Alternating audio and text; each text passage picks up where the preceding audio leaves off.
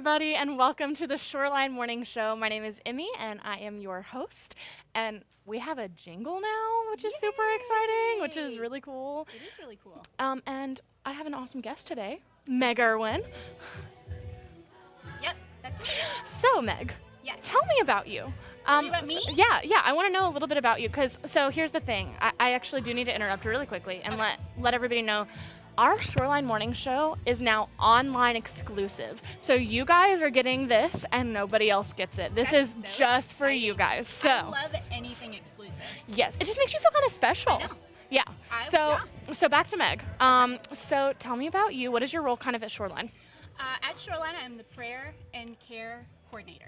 Awesome. Okay, so what does that kind of look like on a week basis? Oh my gosh. Well, I receive all the prayer requests. I have a team of people that help me respond to those prayer requests. We absolutely love praying for people. It is one of my absolute favorite things in the whole world. So when people write in and I know this might sound like a silly question, but when people write in a prayer request, real people are reading those. It's not just sent in and kind of We really tossed. read those. We really pray for you. We really call you guys. We really, really love you.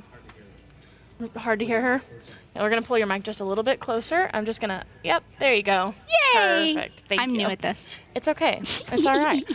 Well, that's awesome though. I love to know that those prayer requests aren't just sent into the oblivion. That They don't go into a void. They don't. So good to know. Oh, I love that. Well, like I said, Meg has never actually been on the Shoreline Morning Show, so she's our first time. Something else you do actually on more of a volunteer role is online moderating for our online campus. Yes. So tell me a little bit about that. What's kind of your favorite part about online moderating? I online moderate with the Shoreline Online. Cool. And it's going to be the prayer. I mean, I can't help it. How does that work? Okay, so you can actually click the prayer button and it takes you to an actual live person. One of the hosts will respond to you and pray for you in the moment. And I can't encourage it enough, because I think sometimes people feel a little squirmish about prayer because it's really vulnerable, but it's almost like just jumping into the deep end of the pool. And honestly, I feel like that's a really great way to get started. Okay, well, here I'm gonna put it out there, and this is a real person, but I don't have to look at you in the face while I'm doing it. You know? Yeah, it's a good. And you know what? I really believe that taking that vulnerable step into prayer is just the first step into community, and it's just that first step into really belonging. That's so good. I love it. I really do. I love your heart for people. I It's awesome. love it. Well, we're actually going to play a game now because here on the morning show, we love to play a good game. Can I win it? Sure. You know Okay. what? Yes. Meg loves anything she can win. I do. So this game is called Blessed or Stressed. Okay. It is a Shoreline Morning Show original. And so basically, I'm just going to read off a list of things, and we're just going to talk about whether it makes us feel blessed or stressed. Okay. Okay? I can do All right, that. so first off, we're just going to start with a real easy one. How do you feel about Beyonce? That's not easy. I'm honestly going to say stressed. I want to hear your answer, and then I'll tell you why. Do I get to say mine? All right. Yeah, totally. Okay. But Tell me why. not because she's not epic and amazing. Right? It's because she's epic and amazing. But it's how do I even... How do you even? See, I'm going to say stressed, again, not because she's not amazing. She is a legendary performer. But I think, she kind of stresses me out. It's a lot of energy. It's a lot of commitment. She has the beehive constantly. That's, to be clear, that's not my answer. That's not her answer. This is my answer. Anyways, but Beyonce as a person, love her. All right. How do you feel about pickles?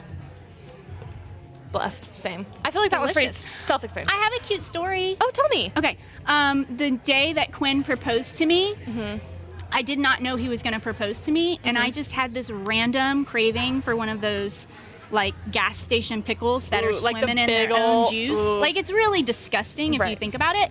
But I was just like, I've gotta have that. And in his head, and in his pocket, he's got a ring, and he's like, all right, let's go get a pickle. And I'm just chomping on my pickle, and he's just waiting for me to finish it to propose to me. When you got proposed to, you had pickle breath, gas station pickle breath. Gas station pickle breath, and he kissed me anyway. I love that. True love. True love. Awesome. So I think we're both blessed on pickles. Blessed! So how do you feel about morning showers as opposed to evening showers? Oh. I mean, blessed. I don't take evening showers. I'm actually going to say stressed because I do take evening showers. Oh. I like feeling clean when I go to bed. That's legit. It's a really comforting feeling. It's my hair. It's the whole hair. I totally get that. All right. How do you feel about midnight premieres? Oh, stressed. It depends. I'm kind of both. It depends on what movie it is. I remember Quinn's birthday is May 1st, and so And for anyone that doesn't know, Meg is wife of our creative pastor, Quinn Irwin. Just in case you didn't know. He's cute. He loves superhero movies, and they always come out on his birthday on May 1st, and he always wants to go to the midnight showing, and I will fall asleep in them every time. Have you stayed awake for any of them? I've bowed out.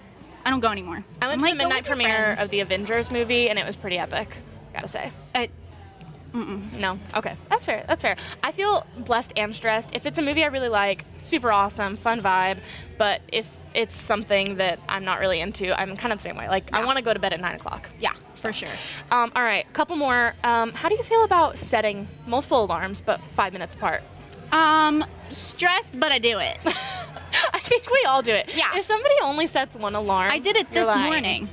Yeah, I have to set them apart because otherwise I won't get out of bed. And then I don't turn it off, and I'm in the shower, and I hear it, and I'm like, that's rough. That is hardcore stress. So a couple more before we finish up. I want to know your thoughts on Dr. Pepper. This one is Pastor Graham Cowgill's favorite. So what are your thoughts on it? Neutral. Not really care. I don't care. Cool. That's fair. Good for you, Graham. How about Disney World? Blessed. I've actually never been to Disney. I need to go. Yeah. Why do you feel blessed? Because I had one of the best days ever with my kids there. That's the short version. Well, maybe we'll have you back again sometime so we can hear the long version of that story. Yay! But for now, we're going to go ahead and wrap it up. Thank you guys so much for joining us on the Shoreline Morning Show. Again, this is online exclusive, so if you guys are seeing this, y'all are special. Yeah! And thank you again for joining me today. Thanks for having me. joining us. We will see you later, and enjoy the service. Bye, guys. Bye.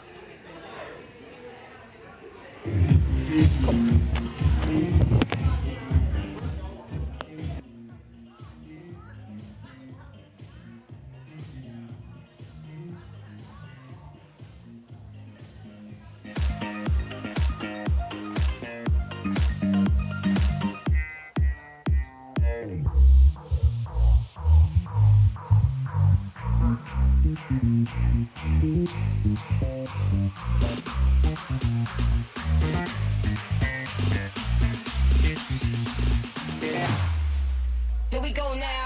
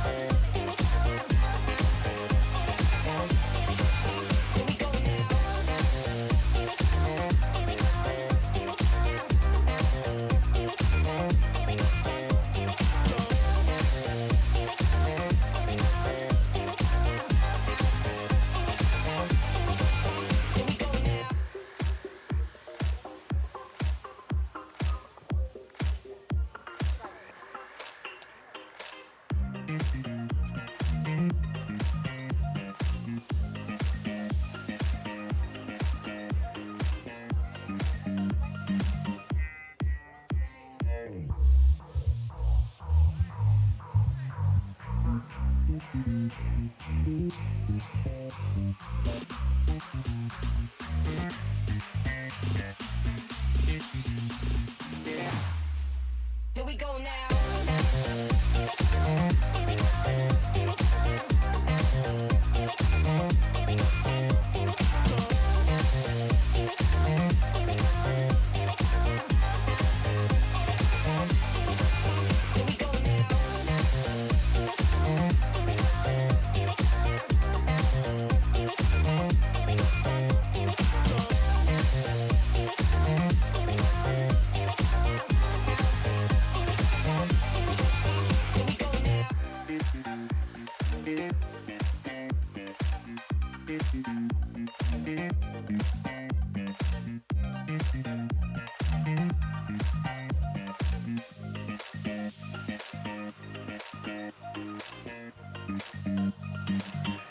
Hey guys, my name is Jessica Holzapfel and I am the Outreach Coordinator here at Shoreline Church.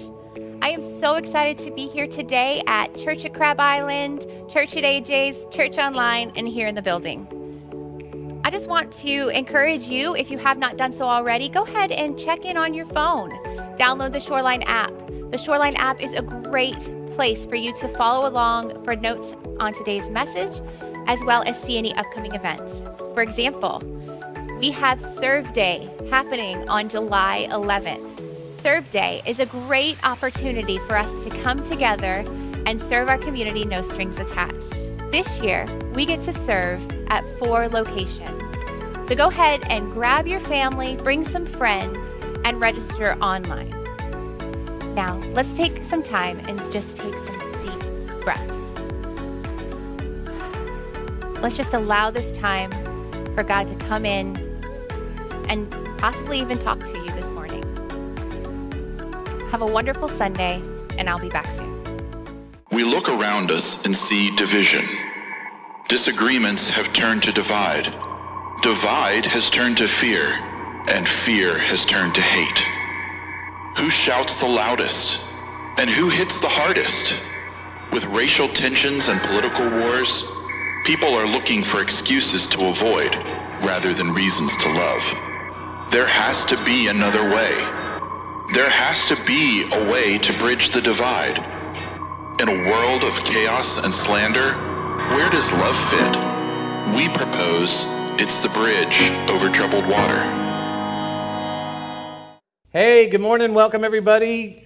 This is Robbie. My Yes. name is Eric. We just want to welcome you from all the locations, Crab Island, online, AJ's, here in the building. Yes. We're glad that you could be here. Again, this is Robbie's going to be joining me this morning, and Robbie is our campus pastor. Yeah, this is here- my first time at the table. Yeah, at the table since we went to this format. Yeah. And you just happen to be here on the topic that we're going to be talking about today.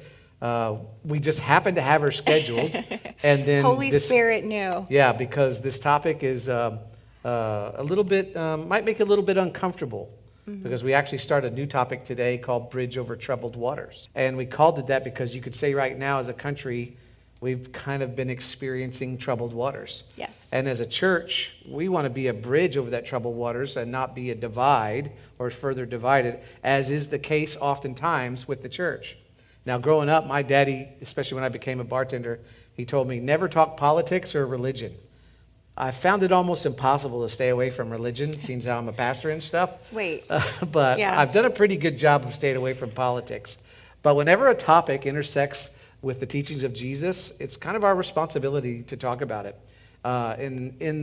In our country, what's going on in our country, what's happening in our country, the way it's basically intersecting with the teachings of Jesus, we have a responsibility to talk about it. In fact, I really don't even I shouldn't say it's our responsibility to talk about it, like, oh, I have to talk about it. We get to talk That's about right. it. We Yes. get to talk about it. And we look forward to talking about it, but I'm going to warn you, it might be a little bit uncomfortable. It seems like we just came through some uncomfortable stuff. Maybe after this we'll do a fun series. But because the reason why I want to do it is because the words of Jesus are so relevant to what's happening in our culture right now. And so it's been about a month since the death of George Floyd, 3 months since the death of Breonna Taylor there in Louisville, Kentucky, and then 4 months since Ahmaud Arbery's death. And so that's what we're going to be talking about. Now, some of you might say, well, geez, you're finally talking about it. Here's what you have to understand. We plan our series far out ahead. In fact, we went away in October, and we threw a lot of it out because of the COVID stuff. 2020. Yep. And so sometimes we rarely interface with current events. We forgot to talk about Memorial Day a couple weeks ago. I've had people say, hey, how come you didn't bring up the school shootings? I've had someone leave the church because I didn't talk about the elections. So sometimes we don't get to that. But when they get, especially if they're political, but when they become really dramatic, then it's time for us to address this. And I knew that we wanted to address this. Some might think that I took too long, but I didn't want to react. I wanted to respond. In fact, we talked about that last week. If you missed last week, you can go to our website and talk about it. And the big idea was never underestimate the power of a measured response. So I wanted to make sure that my response was measured. Now, the topic that we're talking about today is a minefield for me. It's a minefield for us as a church. Now, that's not the case for every pastor. It's not the case for every church. You know that, especially the churches that lean far right. And in fact, if we were a church that leaned far right, if we were a church that leaned far left, right now you would be the choir, and I would be preaching to the choir to a chorus of amens and come on, brother, and applause. But we're not that kind of church. I've been to my fair share of right-leaning churches. I've been to my fair share of left-leaning churches. And I'm telling you, it's so much easier for those pastors because everybody in the church pretty much agrees with everything. They vote the same way, and they just agree, and they all agree with the same things when it comes to issues. And if you don't agree, well, you can just go to hell, right? Get out of here. Yeah. But that's not who we are, and that is not who you are. Because, come on, the truth is rarely found in the extremes, right? The truth is always found in the circles, those overlapping circles in the middle. I know I've seen a lot of those memes and stuff like that. That's where the truth is, but the problem is it's messy. And nobody really knows how to navigate the mess, okay? And that's where we're going to be talking about is that messy middle. Now, when it comes to this, I've heard a lot of people say how sad this makes them feel. And I get that. But sad is something that you feel when something happens far away and it doesn't really affect you, happens in another country or another state. I believe that we should feel more than sad. And I think we can all agree that this is more than sadness. I mean, this affects all of us. And consequently, that means we all have a role to play. And for us to move past what we're experiencing as a nation with nothing more than a case of sad is really, is to miss the significance of what's happening in our country and miss the opportunity as well. So sad isn't enough.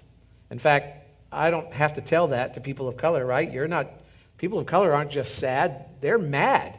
I mean, that's what we're seeing is that they're mad, and understandably so. In fact, I've heard you, Robbie, say some things that I've heard other people say, that when you saw George Floyd under that man's knee, that you didn't see a 46-year-old man in Minneapolis, you saw your son, or you saw your brother. Yeah, definitely. To be honest, I realized that there are so many white people that might feel sad as well. We don't want to take that off the table. You might feel sad because you don't know how to communicate anymore. You don't know, when you talk about minefields, you don't know, okay, what is the right thing to say right now? Or you might be angry even because of the riots and the looting or removing monuments and things like that. Many of my white friends actually have told me, they're like, Robbie, how do I talk about this with my kids? What do I do? How do I talk about this with my kids? And I'm willing to bet that probably the driving force when it comes to things like that is fear. That's right. It's fear. And we all know that nothing divides like fear. We know that. And so what do we fear? What do you think we fear? I think probably loss. Yeah. Right? Loss of opportunity, loss of purpose, even loss of culture and history, and even progress. Because up until recently, I bet we all say, I think up until recently, we probably all would have thought that we've made much more progress than we're actually making. We had a black president that served 2 terms. We thought, wow. That wasn't enough. I know. Yeah. And you know what white people fear?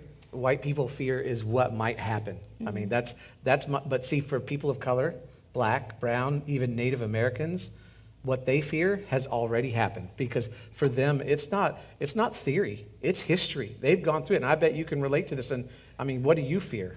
Well, I mean, I can relate to it, definitely. As a black woman, and a little bit of backstory on me, I'm from Metro Detroit, so it's very different from here in Destin. Really? My neighborhood was all black. Neighborhoods I lived in, when I went to the bus stop to go to school, it was all black kids at the bus stops. But luckily, I went to school throughout my entire life where it was pretty mixed racially. And so I'm comfortable being around people and forming relationships with people that are different from me. But over the last few weeks, and I've been reflecting a lot, what is this? What's going on? And one of the main things I start reflecting on, okay, when did I know I was black? But then also, when did it start to matter? Yeah. When did it start to matter? And I was reminded of this story that happened to me and my brother when we were younger. And we can put a picture up. Hopefully they have this picture so you can see us. That's me and my brother. And so I was 12. We were just playing out. Not in this picture, you're 12, but in this story, you're 12. Not in that picture, because when I was worse off when I was 12 than in that picture. I was wearing glasses that rested on my cheeks and all of that. But when I was 12, my brother was 10, and we were playing outside at a relative's house, and We were across the street hanging around a fence, and the fence backed up to a used car dealership. And I only say that because I bet that has something to do with what happened. But we were just hanging out, playing outside, and boring. We were full on just being 90s bored kids, okay? And at one point, somebody's idea was to just start running. When a car comes around a corner, let's run. And so, car came around a corner, and we went to go run. We started running. Let's go. Come to find out, it was a cop car. And we still ran, but then they started pulling up on us. We kept running. I don't know what happened, but that day we were like, let's just keep running, and we're running. They pulled up, they got out of their car, and they're yelling at us to stop. And we did not stop. We just kept running across the street. We ran, got to the gate. We're screaming at this point, yelling for my mom, Mom, come. And we're like screaming for her. We get to the door. My mom comes to the door, and she comes outside, and she puts her body, her physical body, in between us and the cops.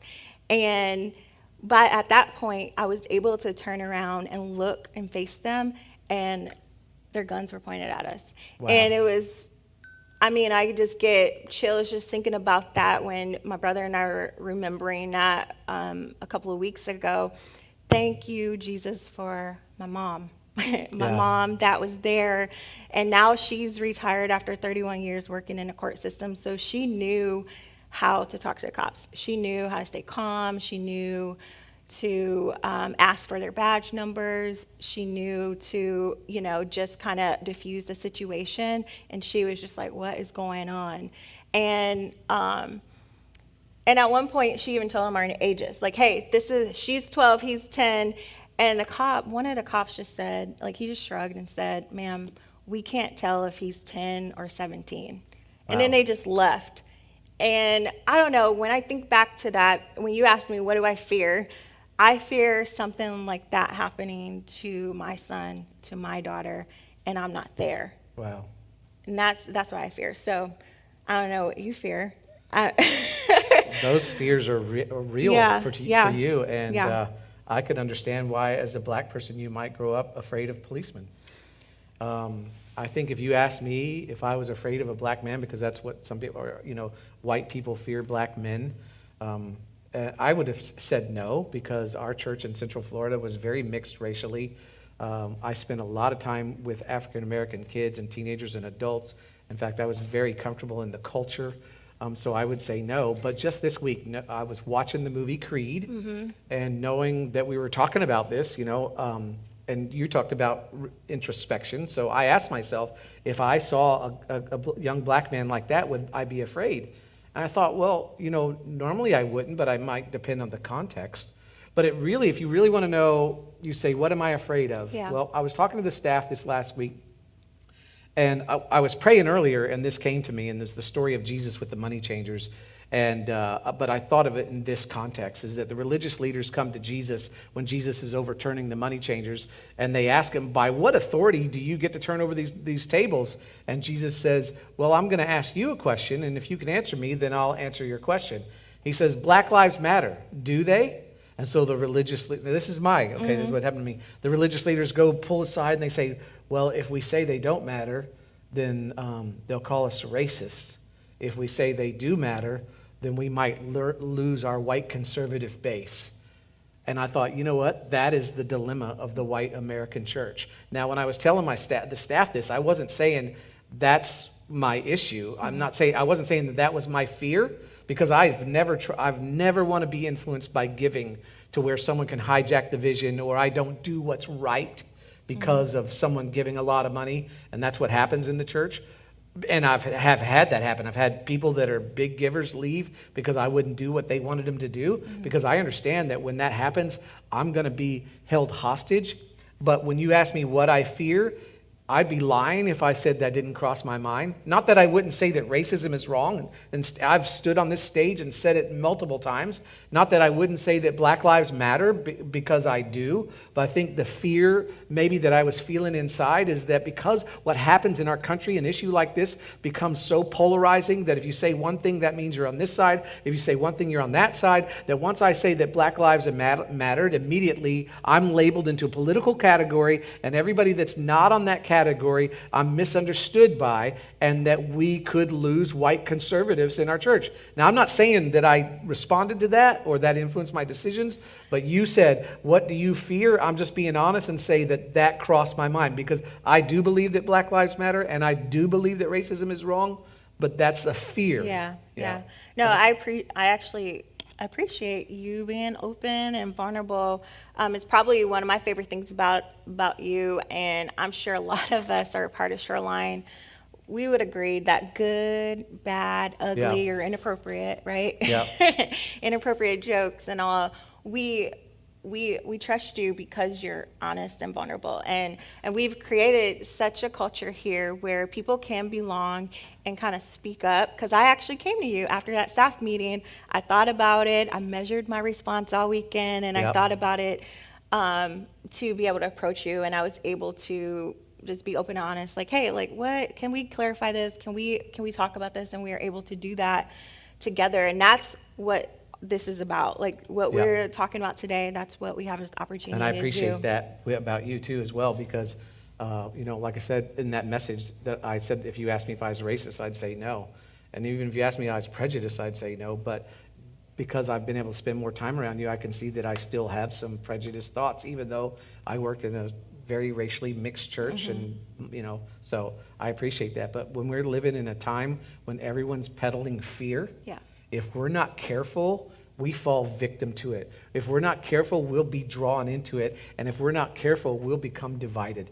Because let me tell you, I don't want to be in a church where everybody agrees politically, but it's easy to do in this bubble that we live in called Destin, and in a predominantly white church, it's easy to do. But I don't want to be there where everyone sees eye to eyes on the issues. And I don't think you want to be in a church, and I know you don't want to be, where everyone is lockstep with all the same values and seeing everything eye to eye.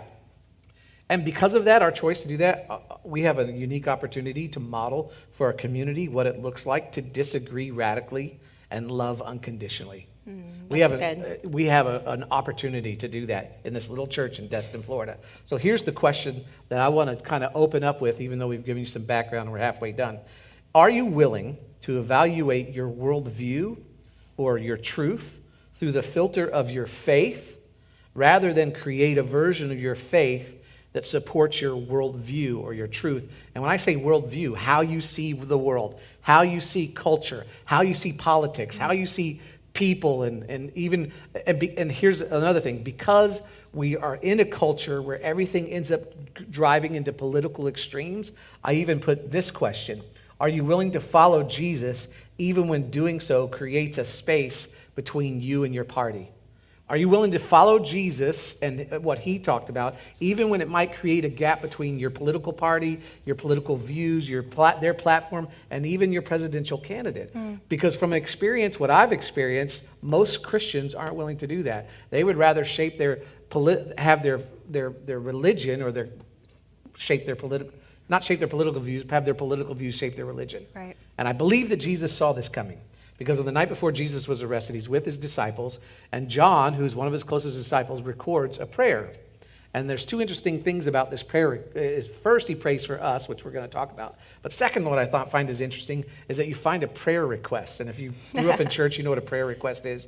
Maybe you're at a home group with Hillary Fosdick or something, and at the end they go, "Hey, does anyone have a prayer request?" And just imagine Jesus going, "I do." You're like, "What?" But he has a prayer request. And now remember, this is the night before he goes to the cross. Yeah. So if you think that you would know what his prayer request would be, like, oh, help. Please, God, no, please, God, yes. You would be wrong. Because it's about us. Yeah. It's about you. And especially if you call yourself a Christ follower. So that's what we're going to look at. For chapter 17, verse 1. It says, after Jesus said this he looked toward heaven and he prayed, "Father, the hour has come. glorify your Son, that your Son may glorify you. And he's talking about the hour at which Jesus would be most glorified, or God would be most glorified, is when he took the sin of the world, okay? But the hour that he'd be most glorified would be the hour that we'd be horrified. We would have looked away, okay? And then he says this. He says, in verse 11, he says, I will remain in the world no longer, but they, talking about the disciples, are still in the world. I'm coming to you. Holy Father, and this is his prayer request. Holy Father, protect them by the power of your name, the name you gave me. So then here's the request. So that they may be one, or they would be in unity as we are in one. So when he's praying for protection, he's not praying for protection of their body from physical harm, because he'd already told them that they were going to be beaten, dragged into, thrown into prison. In fact, the 11 of the 12 disciples were martyred, or 10 of them were martyred. It was something more important. And remember, this is his last night on earth. And his prayer request is that God would not protect them from harm, but protect them from division. That his followers would be as one. Think about this. This is what he's praying to God. God, keep them in one. Don't let them be divided. That was his one prayer request for the first century followers, is that he wanted them protected. He said, my prayer is not for them alone, okay? He says, I pray also for those who believe on me through their message. So this isn't just for because we look at this and go, oh, that's just for the disciples. No, this isn't just for the first century disciples, the 12 disciples, okay? He says, I pray for those who believe on me through their message. So it's not just them, it's the generation to come, and the next generation, and the next generation, and the next generation, all the way to us. Verse 21, he says, that all of them, okay, and that's everyone. That was, when he's talking about first century, he's talking Jew, Gentile, male, female, slave, free. And if it goes all the way to us in the 21st century, he's talking about all of them, brown, black, white, rich, middle class, single, married, doesn't matter who they are, okay? He says, I pray that all of them may be one, Father, just as you are in me and I am in you. May they also be in us, so that the world may believe that you've sent me. So his prayer request the night before he leaves is that we would all be in unity. Wow. Which sounds impossible, doesn't it? Yeah. That despite all of our differences, that we would just be, it says, this is what I want, God. Father, protect them from division. Make them one. Yeah, you say that when you talk about impossible. What seems impossible, if I'm honest, I want to be honest for a minute. That seems like that's what we're doing today, right? I want to be honest for a minute. Right after George Floyd's death, I had a personal crisis. I don't know what to call it. It's more than a bad day. It was a lot more than a bad day, and some days are different than others when I reflect. But I remember thinking that this does seem impossible. Me being a black woman in our church, a black leader, I have influence. I'm a pastor of this church I've been planted in for 10 years now.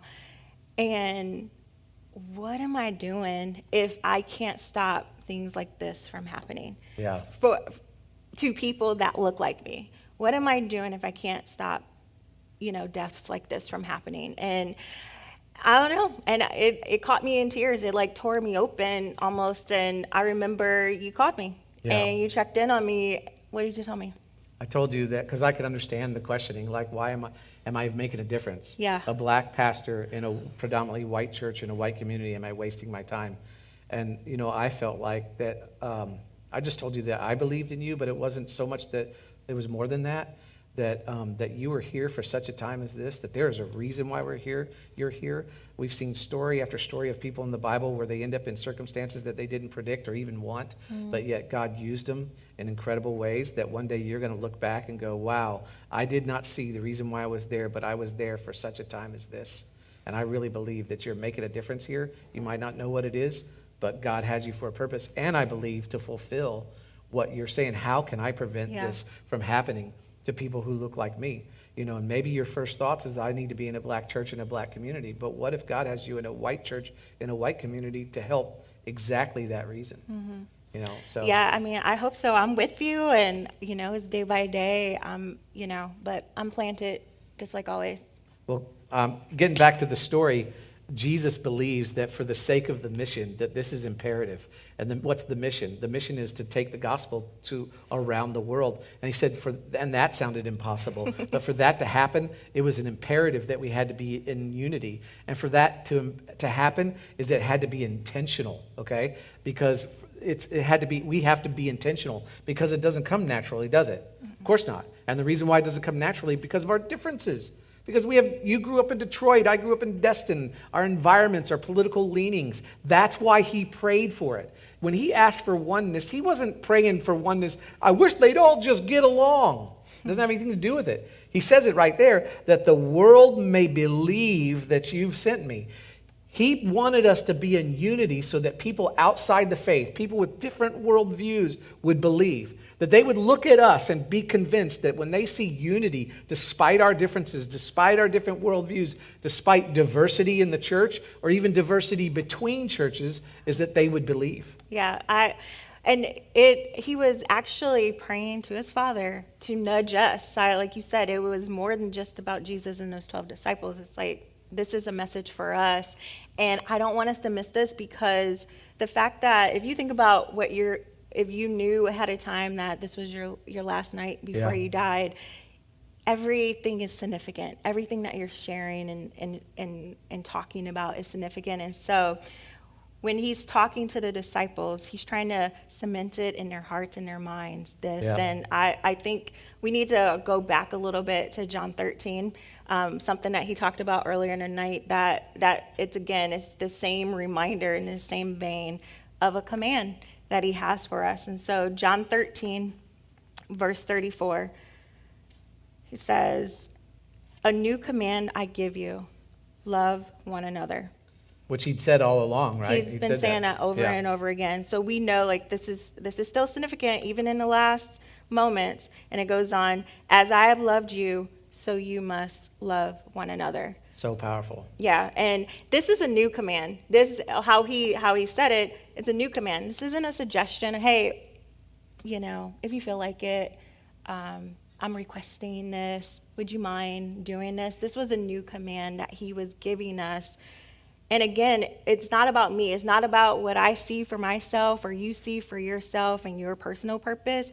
It's meant to be connected to the mission that we're called to. It's That's right. his word, his mission through us, right? And so It's called the law of Christ. Yes. The way God loved us, the way Jesus loved us God loved us through Jesus. That's how we're to love one another. Yeah. And you do that, everything else will fall in place. It's And so then he tells easy. us why, right? yeah, it goes on. We know that this is about, it's the mission through us, because in verse 35, he goes on and says, "By this, everyone will know that you are my disciples if you love one another." Everyone will know.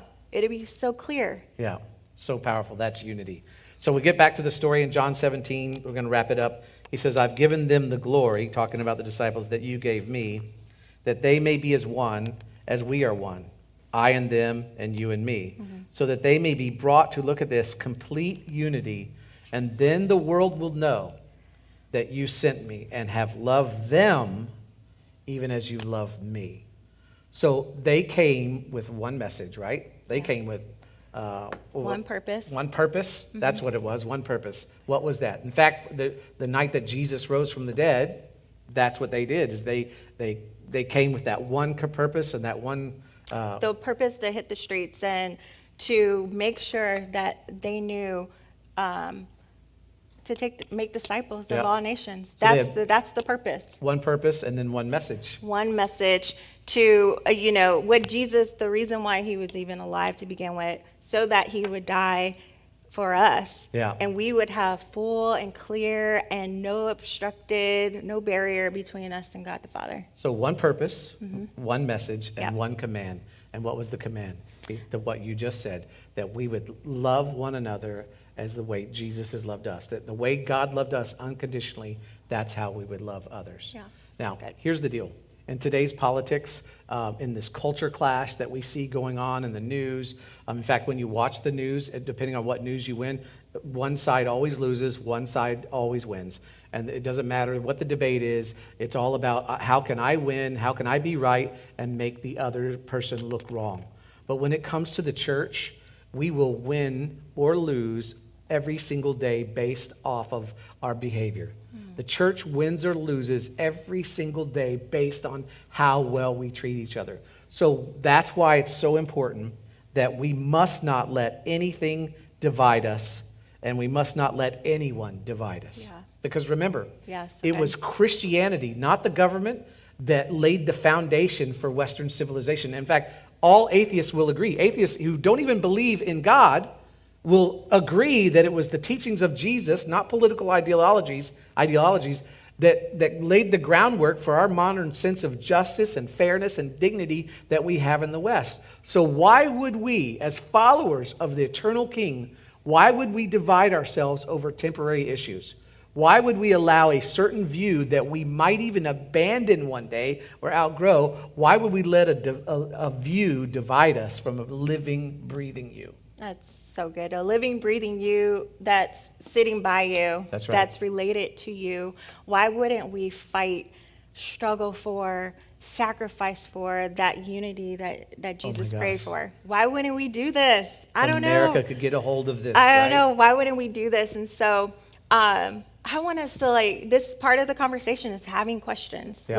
Let's look at some questions that you guys can take with you and be able to wrestle with for the rest of the day or the rest of the week, over the next couple of weeks throughout this series. Let's look at some questions. First, this one, you got to do some self-reflection. How Yeah. do people that don't look like you experience you? So good. How do people that don't look like you experience you? Not, how do you feel, or what do you believe, or what do you think? Don't worry about that. Just focus on the things and the variables that you can control, and ask yourself, how do people that don't look like you experience you? That's good. And then one up that, if you're feeling froggy, one up it and say, how should people that don't look like you experience you? Oh, so good. And I'm going to ask you that right now. No. No, you can think about it. We'll talk about it later. But Yeah. so with those questions, we got to pray about it too. Yeah. We got to pray, of course, having the conversations, but we definitely want to make sure that we're praying. And as a church, as a local church, we should be praying about these two things right Yeah. now. We want to go with, first, let's pray that we would be undivided. Let's pray for oneness. Pray for oneness. Pray right now or later today with your family, on your boat, at your table at AJ's, no matter where you're at this week. Pray, Heavenly Father, make us one. That's right. Make us one so we may influence many. Yeah, and would you be willing to pray that for your local church? Yeah. Even at Crab Island, maybe you're not from here and we're not your church. What if you prayed that for your local church? And the second thing is this: what can you do? How about this? Look for an opportunity to love unconditionally someone with whom you disagree radically. Yeah. Why? Because they matter. They matter to God. They were created in God's image. They are someone, every day you come into face to face with people who are different from you, but they are someone for whom Christ died. Now, some people will say, well, Eric, I don't know people different from me. I don't know anybody that disagrees with me.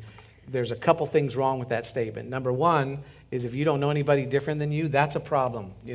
That's probably why you're one-sided in your beliefs. Just start there. That's a great next step. It is a great. How can I? Secondly, that's a confession. When you say, I don't know, that's what? You're admitting that you don't know. So why not take the opportunity to love someone with whom you disagree with radically, because then you might be understand how they see. I mean, because that's what we've been able, not that we disagree radically. No, but we I've don't. got to, We just have different worldviews. Yep. We have different And backgrounds. hearing your story makes me see why you might think the way you do. And I just want to say, you know what? Your life matters. And your Thank son, Devin, his life matters. And Sophia, your daughter's life matters. Even your husband, Sean, his life matters. Yeah, definitely. Yeah, so listen, it's going to be difficult to have these kind of conversations, but why would we not stretch ourselves and come out of our comfort zone? Because here's what happens. When you do that, the light of Christ shines so much more brighter. So why not decide to love unconditionally those who are not like us, those who are different from us, even those who we disagree with radically? Now, let me just say one more thing, and then we got to wrap this up. You might say, well, Eric, that seems naive. You know what seems naive? Is a first century rabbi out in the middle of the hot desert sun with 12 of his young men making this audacious promise. He says this, and I tell you that on this rock I will build my church, and the gates of Hades will not overcome it. That was naive, that this first century rabbi said, I'm going to build a church that nothing will be able to stop it. And he did it, and nothing has. Wow. And that is Yes. the key to our oneness in our generation. That's so good. So, disagree radically, but love unconditionally. Pray for unity, but ultimately, the most important thing is be back next week for part 2 of Bridge Over Troubled Waters. Definitely. Let's pray. Yeah. Heavenly Father, so powerful, your word is so powerful, but yet we know your word has the power to weed through all what's happening in our country. We hate to be cliche and say Jesus is the answer, but I pray, God, that we could take a page from this and learn to love as you've loved us and not be pulled into this fear peddling and polarization, but God, be pulled into the fact that you love every human being that we come in contact with. Lord, may we see them in the image, no matter what they believe or how they act, may we see them in your image. And God, that we want to pray that you would continue to make us one, especially the body of Christ throughout our community and throughout our country. Lord, that we would not allow the issues to divide us, that we would be as one so that people would see that we are truly your disciples and you are who you say you are. Yeah. In Jesus' name, amen. Amen. Now, as usual, we got some questions we're going to flash up on the screen. You want to just go through them real quick? Let's go through it in And- all locations. And we're going to Use leave them this. up there so you guys can discuss them on your boat, take a picture of them or whatever. How do people who don't look like you experience you? How should people who don't look like you experience you?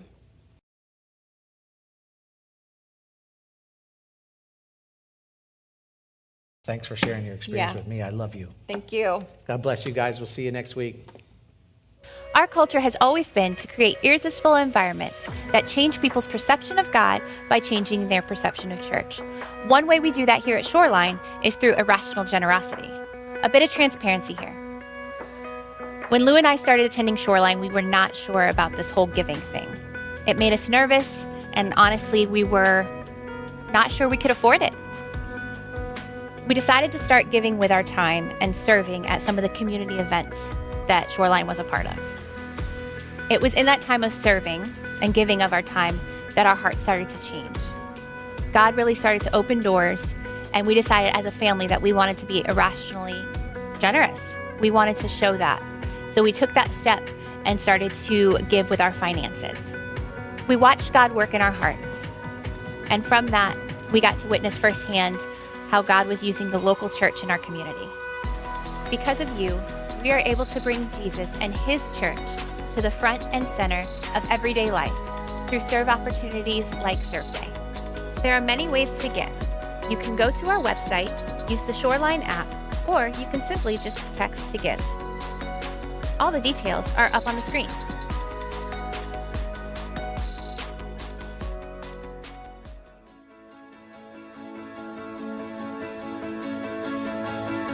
We're heaven's fine creations, his pride and adoration, treasures woven by his love. His careful hands they hold us, safe within his promise of calling and of destiny. We're heaven's fine creations, his pride and